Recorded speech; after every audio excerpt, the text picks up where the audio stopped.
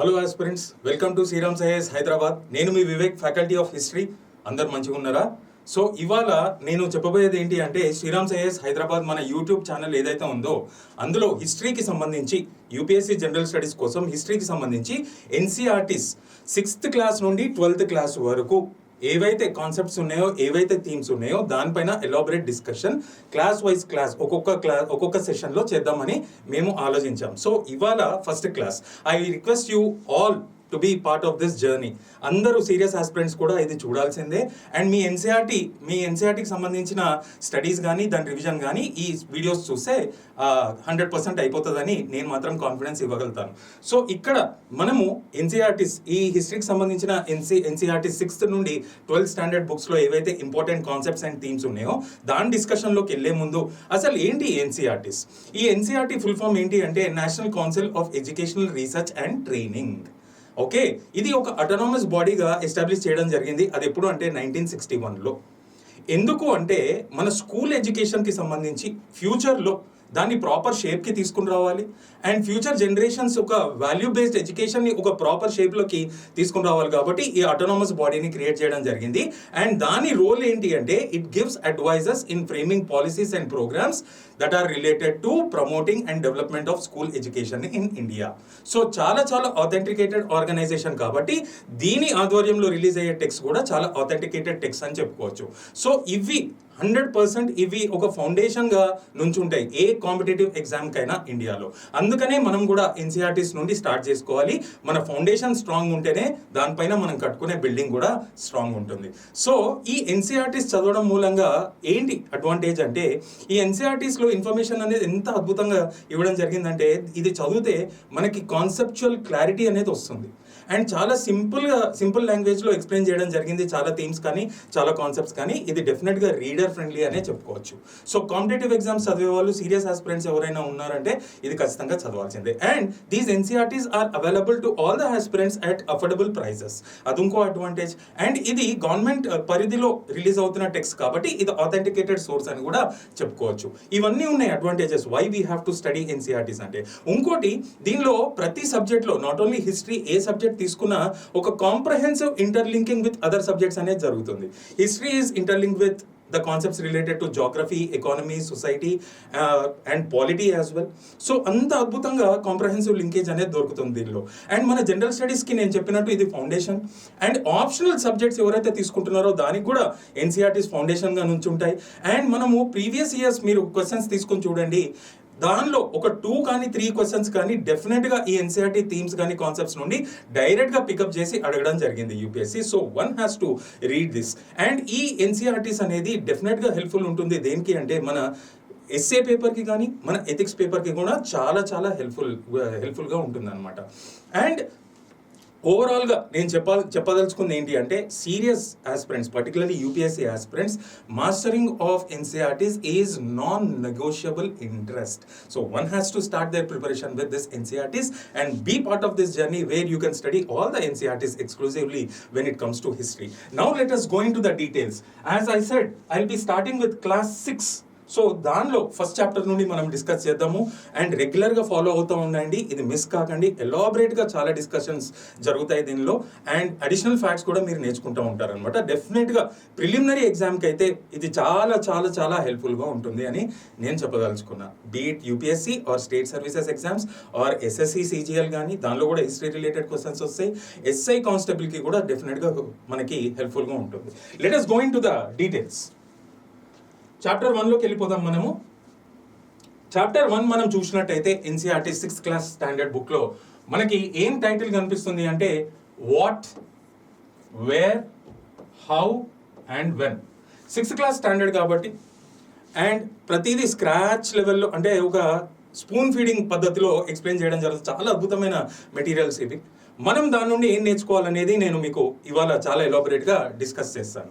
So ఇక్కడ మనం title చూసినట్టయితే what, where, how and when. So ఇక్కడ మనకి ఫస్ట్ సబ్ హెడింగ్ మనకి ఏం కనిపిస్తుందంటే, వాట్ ఈజ్ హిస్టరీ. అసలు హిస్టరీ అంటే ఏంటి తెలుసుకోవాలి. So that is the beauty of NCERTs. So మనకి అసలు సబ్జెక్ట్ దాని డెఫినేషన్ ఏంటి, అసలు ఈ సబ్జెక్ట్ ఎందుకు ఉంది, అసలు ఎందుకు చదవాలి అనే అప్రోచ్ మీకు యూపీఎస్సీ ఆస్పిరెంట్స్కి ఇవ్వడం జరుగుతుంది. కాబట్టి చాలా చాలా వండర్ఫుల్ టెక్స్ట్ అని చెప్పుకోవచ్చు.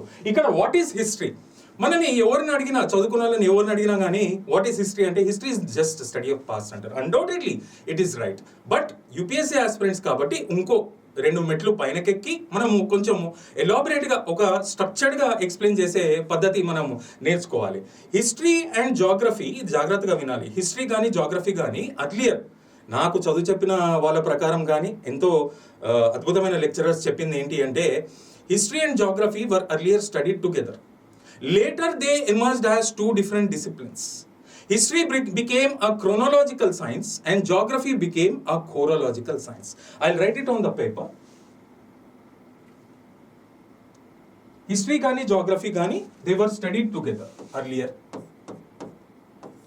Later they emerged as 2 different disciplines. History became chronological science and geography became chorological science.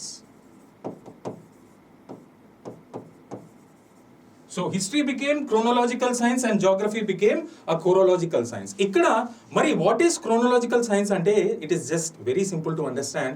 It helps us in studying the past events and arranging them in chronological order ante according to the time period. So what is the basis here? Time period. Time period is the basis here. So ఏవైతే past events ఉన్నాయో మనం జరిగినాయో మన పాస్ట్లో అవి ప్రాపర్గా అర్థం చేసుకుని దాన్ని ఒక క్రోనలాజికల్ ఆర్డర్లో పెట్టడమే హిస్టరీ. ఎంత సింపుల్గా ఉంది చూడండి.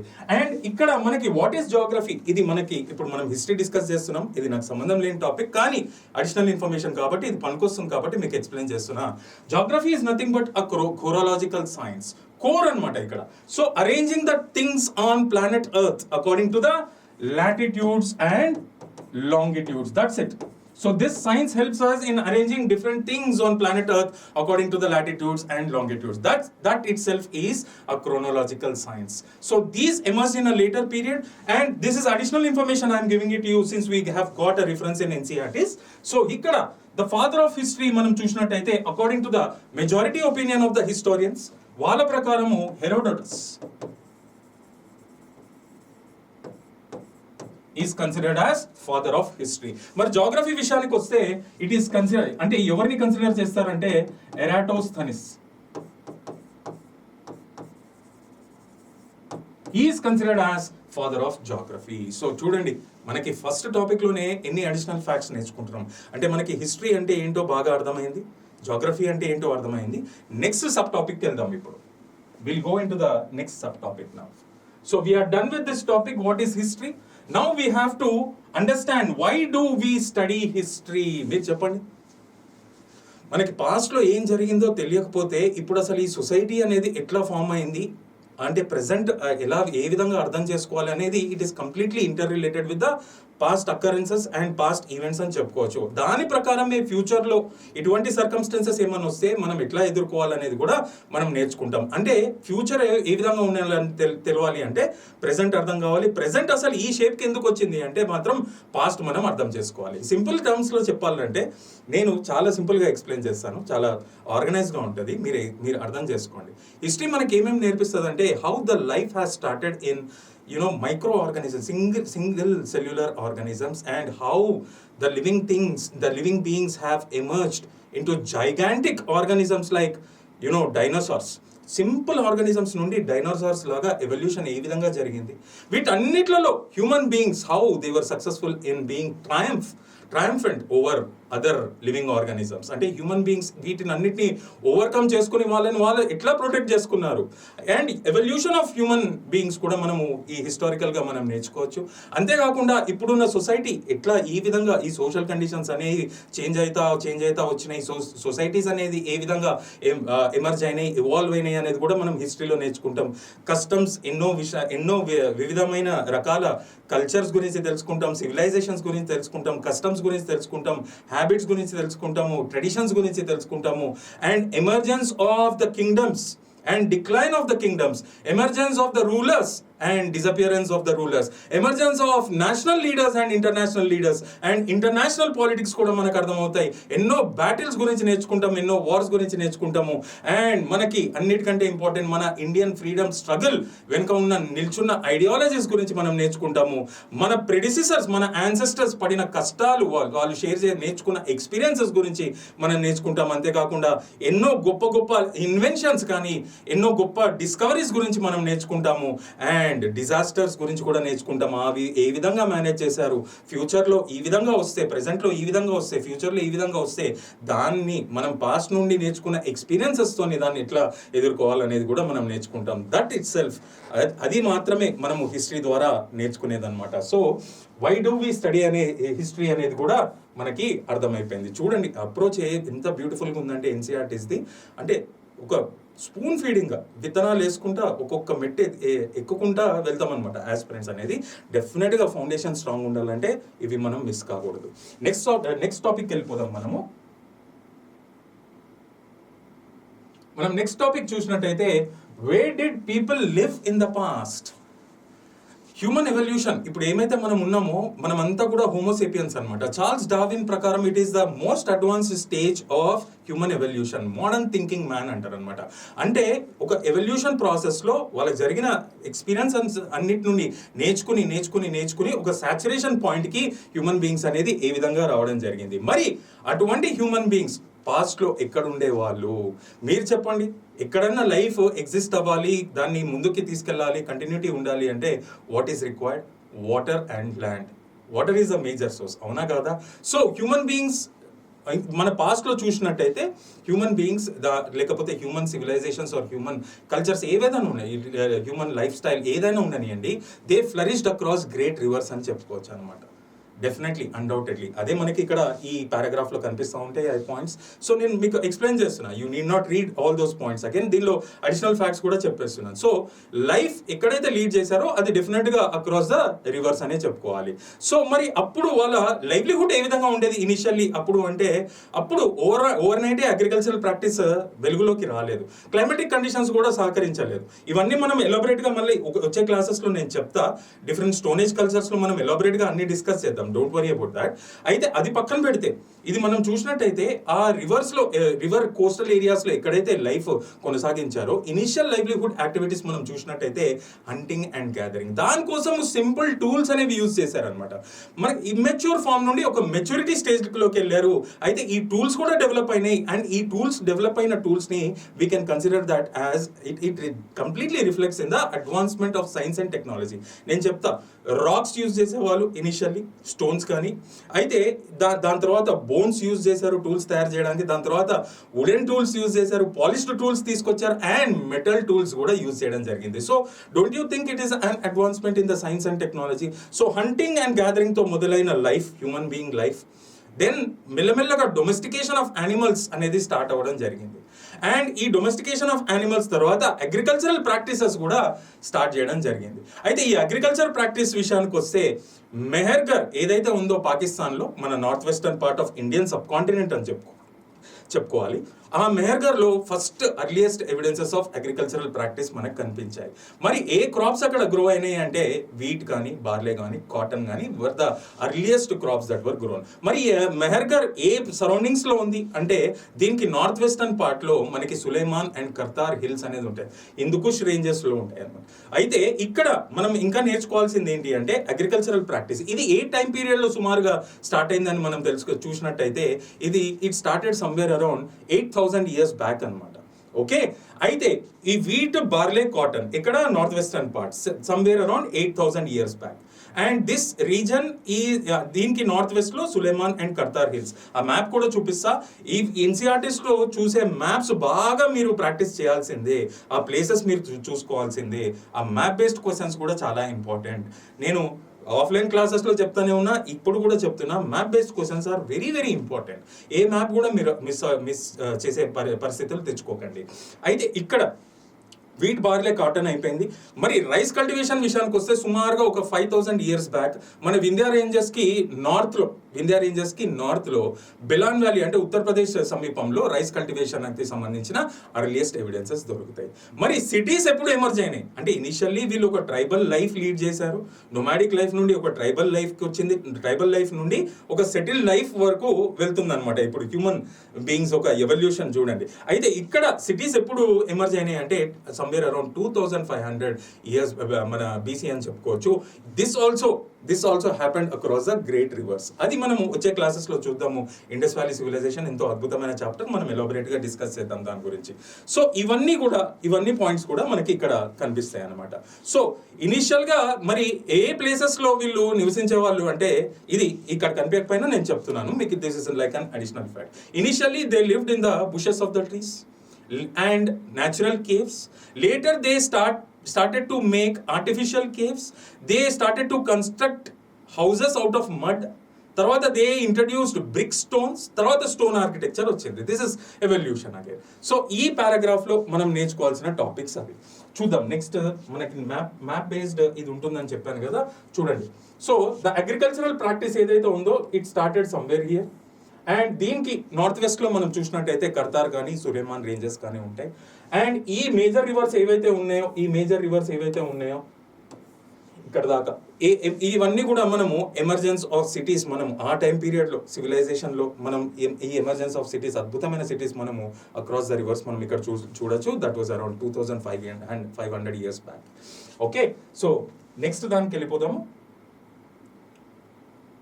ఇక్కడే ఇందాక టాపిక్లోనే ఇది continuity. Indus and it's tributaries, reverse మనకి మ్యాప్లో కనిపించిన ఫుట్ హిల్స్ కానీ మౌంటైన్స్ కానీ దాని ఏ ప్రాంతాల్లో ఉన్నాయి కానీ రివర్స్ కానీ దాని ట్రిబ్యూటరీస్ కానీ ఖచ్చితంగా చదవాల్సిందే. ఈ మ్యాప్ని మీరు మిస్ అవ్వకండి. ఒకసారి క్లాస్ అయిపోయినాక మళ్ళీ చూడండి. దాని గురించి దానికి సంబంధించి ఏమైనా పాయింట్స్ ఉంటే మీరు గూగుల్లో టైప్ చేసినా వచ్చేస్తాయి దాని ఇంపార్టెన్స్. ఓకే, నెక్స్ట్ సబ్ టాపిక్లోకి వెళ్ళిపోదాం. How did our country get its name? మన దేశం పేరు అందరికీ తెలిసిందే, ఇండియా అని పిలుచుకుంటాం. దానికి ఒక ఇండిజినస్ అంటే ఏన్షియంట్ నేమ్ కూడా ఉంది, భారత్ అని పిలుచుకుంటాం. దీనికి సంబంధించిన ఇన్ఫర్మేషన్ ఇస్తా, అంత ఎలాబొరేట్గా లేదు, but it is related to this paragraph only. ఈ ఇండియా అనే పేరు ఎట్లా వచ్చింది అనేది మనం చూసినట్టయితే మీరు చెప్పండి, who are the earliest invaders to Indian subcontinent? Persians వచ్చారు, దాని తర్వాత గ్రీక్స్ వచ్చారు. So they started to call this major land area as Indos or Sindhos అని పిలిచేవాళ్ళు అనమాట. అంటే అది ఎట్లా డిరైవ్ అయింది అంటే ఈ ఇండియా మనకి ఒకవేళ గూగుల్లో మనం టైప్ చేసినా what is the meaning of India అంటే it is the land of great water body, country with a great water body అని మనకి కనిపిస్తుంది అనమాట. సో ఆ గ్రేట్ వాటర్ బాడీ ఏంటి అంటే ఇండస్, దానికి సంబంధించిన ట్రిబ్యూటరీస్. సో అప్పుడు వచ్చిన ఇన్వేడర్స్ ఈ ల్యాండ్ని మన సింధు నది పేరుతోని రిలేట్ చేసి పిలిచేవాళ్ళు అనమాట. వాళ్ళ ప్రొనౌన్సియేషన్లో ఈ మనకి ఇండస్ ఏదైతే ఉందో దాన్ని సాంస్క్రిట్లో మనం సింధు అని పిలుస్తాము. అండ్ ఈ పర్షియన్స్ అండ్ గ్రీక్స్ ఎవరైతే ఉన్నారో వాళ్ళ ప్రొనౌన్సియేషన్, వాళ్ళ లాంగ్వేజ్ ప్రకారము they started to call this as Indos, HINDOS. And this is derived from Sindhu or Indus river. And ఆ హిందోసే ఇండోస్ అయింది, ఆ ఇండోసే ఇండియాగా మారింది. But this word is coined by foreigners. మరి మన ఇండిజినస్ నేమ్ ఏంటి, మన ఏన్షియంట్ నేమ్ ఏంటి అంటే భారత్. ఈ పేరు ఎక్కడి నుండి వస్తుందంటే మనం ఋగ్వేద ఒకవేళ రిఫర్ చేసినట్టయితే Rigveda is divided into 10 mandals. అందులో 7th మండల్ అంటే 10 parts. అందులో 7th పార్ట్లో బ్యాటిల్ ఆఫ్ 10 kings గురించి ఉంటుంది. ఎంతో అద్భుతమైన బ్యాటిల్, దీని గురించి ఎలాబొరేట్గా మనం వచ్చే క్లాసెస్లో చూద్దాం. అయితే ఈ battle of 10 kings was fought somewhere in Punjab region అనమాట. ఓకే, ఆ పంజాబ్ రీజన్లో 2 ట్రైబల్ కింగ్డమ్స్ మధ్యలో స్టార్ట్ అయిన rivalry it led to this battle. అయితే this was fought between 2 tribal kingdoms అని చెప్పుకోవచ్చు. ఒకటి ఏంటి అంటే భారత ట్రైబ్, ఇంకోటి ఏంటి అంటే పురు tribe.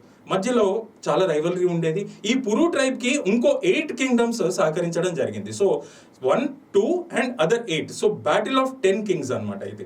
This was fought on the banks of river Parushni, అదేదో కాదు మన రావి రివర్. అండ్ ఈ బ్యాటిల్లో సింగిల్ హ్యాండెడ్గా ఫైట్ చేసి విన్ అయిన ట్రైబల్ కింగ్డమే Bharata kingdom. And it remained unchallenged in the north. The political conditions were under its control for many years. They were unchallenged, and hence India's ancient name is derived from this most successful tribal kingdom, the Bharata tribe. So ఈ రెండు పేర్లు కూడా మన constitution recognise చేస్తుంది. So మనం ఇది కూడా నేర్చుకున్నాం, ఎందుకు మనము కంట్రీని ఇండియా అని పిలుచుకుంటున్నాం, ఎందుకు భారత్ అనే పేరు వచ్చింది అనేది కూడా మనకి పారాగ్రాఫ్స్ ద్వారా తెలిసింది. నెక్స్ట్ సబ్ టాపిక్ వెళ్దాం. మనం నెక్స్ట్ సబ్ టాపిక్ మనం చూసినట్టయితే ఫైండింగ్ అబౌట్ ద పాస్ట్. అసలు పాస్ట్ గురించి మనం ఏ సోర్సెస్ పైన రిలై అవ్వాలి, దానిపైన చాలా ఎలాబరేట్గా వీళ్ళు ఇవ్వడం జరిగింది. నేను మీకు ఇంకా అర్థమయ్యే విధంగా నేను చెప్తాను. ఫస్ట్ ఏంటి అంటే మ్యానుస్క్రిప్ట్స్, అంటే తాళపత్ర గ్రంథం, అంటే మనకి పామ్ లీవ్స్ పైన ఎన్నో అకౌంట్స్ రాయడం జరిగింది అప్పుడున్న మనుషులు. దేని గురించి? రాజుల గురించి, వాళ్ళ సక్సెసర్స్ గురించి, నెక్స్ట్ వచ్చిన కింగ్డమ్స్ గురించి. అంటే ఒక ఎంపైర్ని డిఫరెంట్ ఫ్యామిలీస్ రూల్ చేస్తాయి కాబట్టి డిఫరెంట్ ఫ్యామిలీస్ ఆ జీనియాలజికల్ హిస్టరీ గురించి, వాళ్ళ యాక్టివిటీస్ గురించి, సోషల్ యాక్టివిటీస్ గురించి, పొజిషన్ ఆఫ్ కామన్ మ్యాన్ కానీ, పొజిషన్ ఆఫ్ విమెన్ కానీ, అక్కడ ఉన్న అడ్మినిస్ట్రేటివ్ అకౌంట్స్ కానీ, అంటే ఆ కింగ్డమ్లో జరిగే యాక్టివిటీస్ కానీ ఎన్నో బ్యూటిఫుల్ అకౌంట్స్ ఈ మ్యానుస్క్రిప్ట్స్ ద్వారా మనకి తెలుస్తుంది. ఆ మ్యానుస్క్రిప్ట్స్ కాకుండా మనకి ఇంకోటి ఏది ఇంపార్టెంట్ సోర్స్ అంటే inscriptions. The study of inscriptions, దాన్ని ఏమని పిలుచుకోవాలంటే epigraphy. So epigraphical sources are also very important sources to understand and study history అని చెప్పుకోవాలి. సో ఈ ఇన్స్క్రిప్షన్స్ అనేది అంటే ఇన్స్క్రైబింగ్ అంటే రైటింగ్ సంథింగ్, దాని సర్ఫేసెస్ ఏంటి అంటే రాక్స్ కానీ, వాల్స్ ఆఫ్ ద కేవ్స్ కానీ, మన మెటాలిక్ ప్లేట్స్ కానీ, కాపర్ ప్లేట్స్ కానీ, ఏ విధమైన వాటిపైన ఎన్నో విషయాలు రాయడం జరిగింది. ఎందుకు? పబ్లిక్కి తెలవడానికి, అంటే వాళ్ళ విక్టరీస్ గ్లోరిఫై చేసుకోవడానికో, లేకపోతే పబ్లిక్ కోసం ఏదైనా మాన్యుమెంట్స్ కానీ, ఇరిగేషనల్ ఫెసిలిటీస్ కానీ కట్టించడము, ఈ విధమైన అన్ని కూడా వాళ్ళు అక్కడ షేర్, అంటే బ్యాటిల్స్ కానీ, వార్స్ కానీ, కింగ్డమ్స్ కానీ, వాళ్ళ సక్సెషన్ కానీ, వాళ్ళ గొప్పతనాలు అన్నీ కూడా మనకి ఇక్కడ కనిపిస్తూ ఉంటాయి అనమాట. సో ఇన్స్క్రిప్షన్స్ అనే పేరు వచ్చింది కాబట్టి నేను ఇక్కడ ఒక అడిషనల్ ఫ్యాక్ట్, ఇక్కడ కూడా మనకి రిఫరెన్స్ ఉంది. అశోక, మీకు మనందరికీ తెలుసు, అశోక ద గ్రేట్ అని పిలుచుకుంటాము. He is considered as the earliest ruler in entire world to communicate with his people through his edicts. Edicts అంటే royal orders that were inscribed on different surfaces of the rocks and walls of the caves అని చెప్పుకోవచ్చు. వాటిని Ashoka's addicts అంటారు. ఎంతో అద్భుతంగా చెప్పడం జరిగింది. And he ఆస్ people to implement them without any fail, and they all reflect in Ashoka's dharma అన్నమాట. చాలా ఇంపార్టెంట్ టాపిక్, అది కూడా ఎక్స్క్లూజివ్గా మనం ఎలాబరేట్గా డిస్కస్ చేద్దాం. సో మనకి ఏవేవి sources? Manuscripts are one source and inscriptions are another source. నేను ఇంకా చెప్తున్నాను మీకు ఇంకేముంటాయి దీనిలో అంటే ఆర్కియాలజికల్ ఎక్స్కవేషన్స్ లో మనకు దొరికిన ఏన్షియంట్ రిమనెంట్స్, అవి కూడా ఎంతో అద్భుతమైన విషయాలు మనకు తెలియజేస్తాయి అనమాట. అది కాకుండా స్టడీ ఆఫ్ కాయిన్స్, దాన్ని న్యూమిస్మాటిక్స్ అంటారు. అండ్ న్యూమిస్మాటిక్స్ అంటే ఆ కాయిన్ పైన ఉన్న రాజు ఎవరు, లేకపోతే రాజ్యం పేరేంటి, ఆయన టైటిల్ ఏంటి, ఆయన ఏ మతం ఫాలో అయ్యాడు, ఇవన్నీ విషయాలు కూడా మనం తెలుసుకోవచ్చు అనమాట. అంటే ఆయన ఎక్స్పాన్షనిస్ట్ పాలసీ ఫాలో అయ్యాడా, అంటే దాన్నే అశ్వమేధ యాగా అంటారు. లేకపోతే ఆయన కల్చరల్ ఆర్ట్స్కి ఏమైనా చాలా కాంట్రిబ్యూషన్స్ చేయడం జరిగిందా, అవన్నీ కాయిన్స్ ద్వారా మనకు తెలుస్తుంది. అండ్ వాళ్ళ వైఫ్స్ ఫొటోస్ ఏమన్నా ఉన్నాయా, అంటే విమెన్ పొజిషన్ అంత రెస్పెక్టబుల్గా ఉందా ఆ కింగ్డమ్లో, ఈ విషయాలన్నీ కూడా స్టడీ ఆఫ్ కాయిన్స్ ద్వారా మనకు తెలుస్తుంది అనమాట.